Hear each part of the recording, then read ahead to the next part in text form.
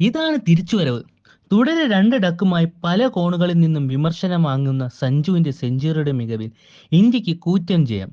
ജോഹന്നാസ്ബർഗിൽ India south Africa സീരീസിലെ അവസാനത്തെയും series നിർണയിക്കുന്നതുമായ മത്സരത്തിൽ ടോസ് ലഭിച്ച Indian captain Suryakumar Yadav batting തിരഞ്ഞെടുക്കുകയായിരുന്നു. ഇന്ത്യക്കായി ഓപ്പണിംഗ് ഇറങ്ങിയ സഞ്ജു സാംസണും അഭിഷേക് ശർമ്മയും തുടക്കം മുതലേ തകർത്ത് കളിക്കുകയായിരുന്നു. കളിയുടെ തുടക്കം മുതൽ തന്നെ സഞ്ജുവിന്റെ ബാറ്റിൽ നിന്ന് തുടരെ സിക്സർ മഴ പെയ്യുന്നുണ്ടായിരുന്നു. 36 റണ്ണെടുത്ത് അഭിഷേക് ശർമ്മ പുറത്തായെങ്കിലും സഞ്ജു തന്റെ ബാറ്റിംഗ് ശൈലി മാറ്റാൻ തയ്യാറായില്ല. സ്പിന്നർമാരെ തിരഞ്ഞു പിടിച്ച് ആക്രമിച്ചു. അഭിഷേക് ശർമ്മയ്ക്ക് ശേഷം വന്ന തിലക് വർമ്മ സഞ്ജുവിനെ കൂട്ടുപിടിച്ച് തുടരെ വെടിക്കെട്ട് വായിച്ചു. ഇരുവരെ കൂടി ചേർന്ന് 210 റണ്ണിന്റെ പാർട്ട്ണർഷിപ്പാണ് കെട്ടിപ്പടുത്തിയത്. സഞ്ജു സാംസൺ 56 പന്തിൽ 9 വെടിക്കെട്ട് സിക്സിന്റെയും 6 ഫോറിന്റെയും ബലത്തിൽ 109 റണ്ണുമായി പുറത്താകാതിരുന്നപ്പോൾ ഒരു പിടി മികച്ച റെക്കോർഡാണ് കയ്യിൽ വന്നത്. ഒരു കലണ്ടർ ഇയറിൽ ആദ്യമായി ഒരു ഇന്ത്യൻ ബാറ്റ്സ്മാൻ 3 സെഞ്ചുറി നേടുന്നത്. കൂടാതെ ഒരു ഇന്ത്യൻ വിക്കറ്റ് കീപ്പർ T20യിൽ നേടുന്ന ഏറ്റവും കൂടുതൽ സെഞ്ചുറി എന്നതും.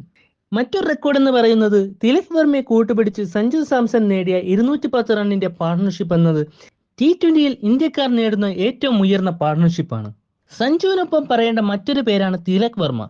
കഴിഞ്ഞ കളിയിലെ പോലെ ഈ കളിയിലും സെഞ്ചുറി നേടി, അതും 10 സിക്സിന്റെയും 9 ഫോറിന്റെയും അകമ്പാടിയോട് കൂടി 120 റൺസ്. ഇന്നലെ ഇരുവരുടെയും ബാറ്റിംഗിന്റെ മികവിൽ നേടിയ 283 റൺസ് ജോഹന്നാസ്ബർഗിലെ ഏറ്റവും ഉയർന്ന സ്കോറായി മാറി.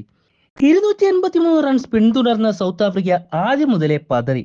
പവർ പ്ലേ കഴിയും മുമ്പേ അവരുടെ 4 വിക്കറ്റ് ഇന്ത്യൻ പേസ് ബോളർമാരായ അർഷദീപും ഹാർദിക് പാണ്ഡ്യയും നേടി. സ്ട്രബ്സും മില്ലറും കൂടി പൊരുതി നോക്കിയെങ്കിലും 43 റണ്ണെടുത്ത സ്ട്രബ്സിനെ ബിഷ്ണോയും 36 റണ്ണെടുത്ത മില്ലറിനെ വരുൺ ചക്രവർത്തിയും പുറത്താക്കി.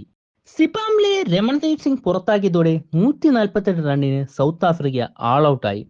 കൂടാതെ 135 റണ്ണിന്റെ കൂറ്റൻ വിജയം അവരുടെ മണ്ണിൽ നേടാൻ ഇന്ത്യക്ക് സാധിച്ചു. ഇന്നത്തെ മത്സരം ഉൾപ്പെടെ സീരീസിൽ മികച്ച പ്രകടനം കാഴ്ചവെച്ച Tilak Varma man of the മാച്ചും മാൻ ഓഫ് ദ സീരീസും പുരസ്കാരം നേടി.